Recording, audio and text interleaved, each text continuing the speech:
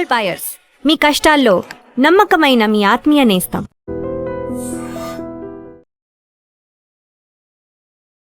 బంగాళాఖాతంలో కొనసాగుతున్న వాయుగుండం ప్రభావంతో తెలంగాణ వ్యాప్తంగా విస్తారంగా వర్షాలు పడతా ఉన్నాయి.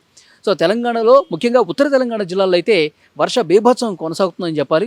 ఎందుకంటే 2 రోజుల నుంచి వర్షాలు విపరీతంగా కురుస్తున్నాయి. ఇప్పుడు రాబోయే 3 నుంచి 5 రోజుల పాటు వర్షాలు ఇదే విధంగా కురిసే అవకాశం ఉంది. ముఖ్యంగా ఉత్తర తెలంగాణ జిల్లాల్లో అయితే భారీ నుంచి అతి భారీ వర్షాలు కురిసే అవకాశం కూడా ఉందని చెప్పి తెలుస్తోంది. అందుకే ఆరెంజ్ అలర్ట్ కొన్ని జిల్లాలకు జారీ చేశారు. కొన్ని జిల్లాలకు మోస్తరుగా వర్షాలు పడే జిల్లాలకు ఎల్లో అలర్ట్ జారీ చేసినటువంటి పరిస్థితి. ముఖ్యంగా ఉత్తర తెలంగాణ జిల్లాల్లో నిర్మల్ కావచ్చు, తర్వాత ములుగు, కరీంనగర్, కొమరం భీం, ఆసిఫాబాద్, ఆదిలాబాద్, సో ఈ జిల్లాల్లో ఈ బెల్ట్ ఏదైతే ఉందో ఇక్కడంతా కూడా భారీ వర్షాలు కురిసే అవకాశం ఉంది. రాబోయే 3 రోజుల పాటు ఇప్పటికే వర్షాలు పుష్కలంగా కురిసి ప్రాజెక్టులన్నీ కూడా జలకళను సంతరించుకున్న పరిస్థితి.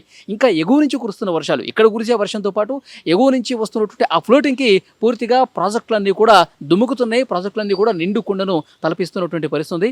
అక్కడ ఉత్తర తెలంగాణలో చాలా ప్రాంతాల్లో అక్కడ కురుస్తున్నటువంటి ఆ భారీ వర్షాలకు వరద పోటెత్తుతోంది.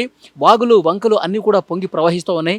సో గ్రామాల్లో ఉన్నటువంటి ఆ కట్టలు కూడా తెంచుకొని వాగులు ఉప్పొంగి ప్రవహించడంతో అక్కడ స్థానికంగా ఉన్నటువంటి అధికార యంత్రాంగం వెంటనే చర్యలు కూడా తీసుకున్నటువంటి పరిస్థితి.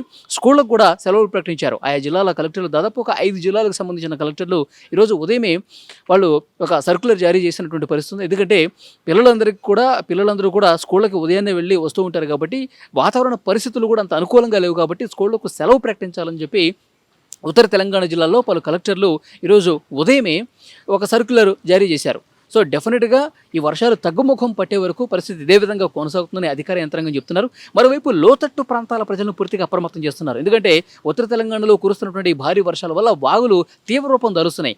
ఒక ఊరు నుంచి ఇంకో ఊరికి పోవడానికి మధ్యలో ఉన్నటువంటి ఏవైతే కలవట్లు ఉంటాయో, ఏవైతే చిన్న చిన్న వంతెనలు ఉంటాయో, అండర్ గ్రౌండ్కి సంబంధించినటువంటి ఏవైతే వంతెనలు ఉంటాయో, సో అవి కూడా పూర్తిగా వాటర్తో నిండిపోయి రాకపోకలు సాగించలేని పరిస్థితి కొన్ని చోట్ల ఉంది. కొన్ని చోట్ల పూర్తిగా ఆ కట్టలు తెగిపోవటం చేత ఊళ్ళకి మధ్య అనుసంధానం అనేది లేక రాకపోకలు పూర్తిగా నిలిచిపోయినటువంటి పరిస్థితి మరికొన్ని జిల్లాల్లో కనిపిస్తుంది. సో అక్కడ అధికార యంత్రాంగం వెంటనే చర్యలు తీసుకుంటున్న పరిస్థితి. మరోవైపు ప్రాజెక్టుల దగ్గర కూడా చాలామంది జలకళ ఉన్నప్పుడు ప్రాజెక్టులో నిండుకొండగా కనిపించినప్పుడు సందర్శకులు విపరీతంగా వస్తూ ఉంటారు. సో ఆ సందర్శకులను కూడా పూర్తిగా నిషేధించిన పరిస్థితి. ఎందుకంటే ప్రమాదకర పరిస్థితుల్లో ఇంకా 2-3 రోజుల పాటు భారీ వర్షాలు కురిసే అవకాశం ఉంది అని చెప్పి సమాచారం ఉన్న నేపథ్యంలో ఇంకా ఈ వరద ఫ్లోటింగ్ ఎక్కువయ్యే అవకాశం కనిపిస్తుంది. అనుకున్న దానికంటే ఆ ఫ్లోటింగ్ ఎక్కువ ఉంటే కనుక అక్కడికి వెళ్ళినటువంటి సందర్శకులు తీవ్రంగా ఇబ్బంది పడే పరిస్థితి. గతంలో ఇలాంటి ప్రమాదాలు జరిగినటువంటి నేపథ్యంలో సందర్శకుల్ని ప్రాజెక్టుల వద్దకి వెళ్లకుండా జాగ్రత్త చర్యలు తీసుకుంటున్నారు.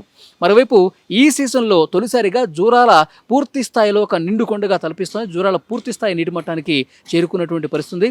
ఒక ఫుల్ ఫ్లెడ్జ్డ్గా అక్కడ వాటర్ అనేవి కనిపిస్తున్నాయి. ఒక జూరాలు కావచ్చు, ఎలంపల్లి కావచ్చు, కడెం కావచ్చు, ఈ ప్రాజెక్టులు అన్నీ కూడా పూర్తిగా వరద ఉధృతితో ఒక్కసారిగా వాటర్ దుముకుతున్నటువంటి పరిస్థితి కనిపిస్తుంది. ఆయా ప్రాంతాల రైతాంగం మాత్రం సంతోషం వ్యక్తం చేస్తున్నటువంటి పరిస్థితి.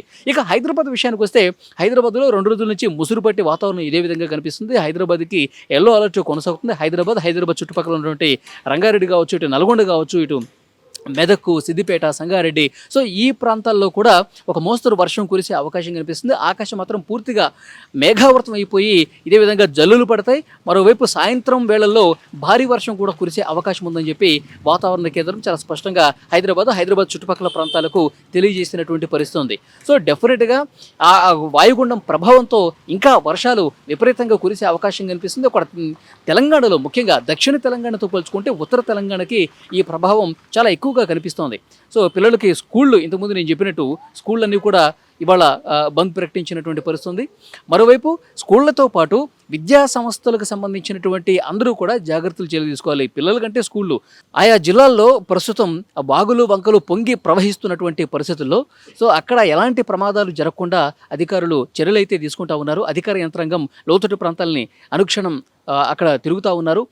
ఎక్కడ లోతట్టు ప్రాంతాల్లో పూర్తిగా జలమైపోయినటువంటి పరిస్థితుందో, చాలా నివాస సముదాయాల్లో కూడా వాటర్ వస్తున్నటువంటి పరిస్థితులు ఎక్కడైతే ఉన్నాయో అక్కడ ఉన్నటువంటి వాళ్ళందరినీ కూడా సురక్షిత ప్రాంతాలకు తరలిస్తున్నారు. పునరావాస కేంద్రాలు కూడా ఏర్పాటు చేస్తున్నటువంటి పరిస్థితి.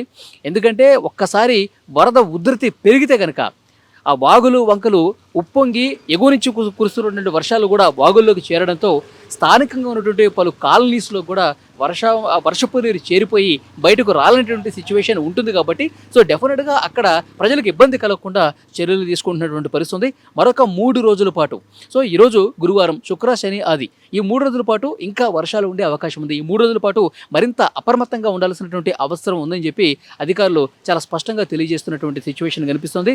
సో డెఫినెట్గా హైదరాబాద్ వాతావరణ కేంద్రం చాలా స్పష్టంగా చెప్పింది, ఈ ఉత్తర తెలంగాణకు ఆరెంజ్ అలర్ట్ కొనసాగుతుంది. తర్వాత ఇంకా కొంచెం దిగువ ఉన్నటువంటి జిల్లాలకి పూర్తిగా ఎల్లో అలర్ట్ కొనసాగుతుంది. తర్వాత ఒక మోస్తరు నుంచి స్వల్పంగా కురిసేటువంటి దానికి గ్రీన్ అలర్ట్ అయితే కొనసాగుతున్నటువంటి పరిస్థితి ఉంది. సో డెఫినెట్గా వర్షం కురుస్తున్నటువంటి ఏదైతే ప్రాంతాలు ఉన్నాయో అక్కడ అధికారులు హుటాహుటిన కొన్ని చర్యలు అయితే తీసుకుంటూ ఉన్నారు. సో డెఫినెట్గా ప్రజలందరూ కూడా అప్రమత్తంగా ఉండాల్సినటువంటి అవసరం ఉందని చెప్పి అధికార యంత్రాంగం ఎప్పటికప్పుడు అప్రమత్తత కొనసాగుతుంది. మరోవైపు ప్రాజెక్టుల దగ్గర కూడా నిండుకుంటున్నటువంటి తలపిస్తున్నటువంటి ప్రాజెక్టుల దగ్గర కూడా కొంత అప్రమత్తంగా అధికార యంత్రాంగం అక్కడ సందర్శకులు రాకుండా ప్రమాదకర పరిస్థితులు ఏర్పడకుండా చర్యలు అయితే తీసుకుంటున్నారు. సో విజువల్స్లో మీరు చూడొచ్చు, చాలా ప్రాంతాల్లో తెలంగాణలో వాగులు పొంగి ప్రవహిస్తున్నటువంటి దృశ్యాలు చూస్తూ ఉన్నాం. ఉప్పొంగి ప్రవహిస్తున్నటువంటి పరిస్థితులు ఉన్నాయి. ముఖ్యంగా హైదరాబాద్ లాంటి ప్రాంతంలో అయితే నిన్న ఒక ప్రమాదం జరిగింది.